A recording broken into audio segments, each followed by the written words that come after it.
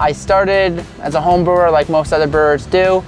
Kind of talked my way into my first brewing gig at Adirondack Brewery down in Lake George, and started kind of at the bottom rung there, cleaning tanks. Eventually I wanted the experience of running my own brewery, so I moved down south, worked at a startup up down there, did everything from overseeing construction to developing the first recipes to getting us into market. My family's from this area originally, so I wanted to move back, and then I found Paradox. Since you've worked from bottom to top here, what makes a good brewer? Cleanliness. But at the end of the day, it's making good, clean, well-fermented beer. We are on track this year to hit 1,200 barrels, which is pretty good. That's double last year, just about. We're small, we have a good amount of tanks, so that helps. I have 7 fermenters in there. That being said, it's still not easy to keep up with demand for, like, you know, our staple beers, IPA. It's just, it flies out of here. And we make a Pilsner year round, which has a month turn in the tank. So that makes it difficult to keep up with demand for the core beers. What would you say your flagship beers are? It's definitely the Beaver Bite IPA, far and away is #1 seller. Number 2 kind of tends to change. 2 and 3 tend to change with the seasons.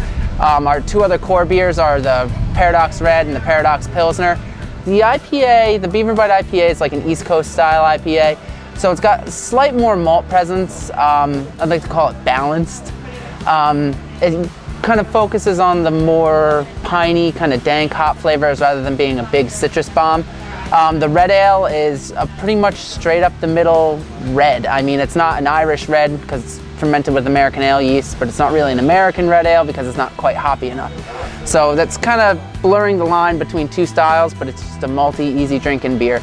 The Paradox Pilsner is kind of a cross between a Czech Pils and a German Pils. It's a little too hoppy to be a German Pils, but it doesn't use the right hops to be a Czech Pils. So that's also kind of blurring the line between 2 styles. What is it with IPAs now? I mean, everybody has an IPA and everybody has a different recipe for IPAs. What is it about They took off. They took off, man. I can't really explain it. You know, maybe it's the freshness of the hops. America's probably producing some of the better hop varieties in the world right now, though Germany's kind of starting to wise up and trying to get some more exciting things going. So is New Zealand, but for a long time we had some of the best hop varieties, most aggressive hop varieties in the world, so it kind of made sense for American brewers to go that direction. So if you can't find an IPA you like, you don't like IPAs, I guess. You know, you just don't like hoppy beer at all if you can't find an IPA you like.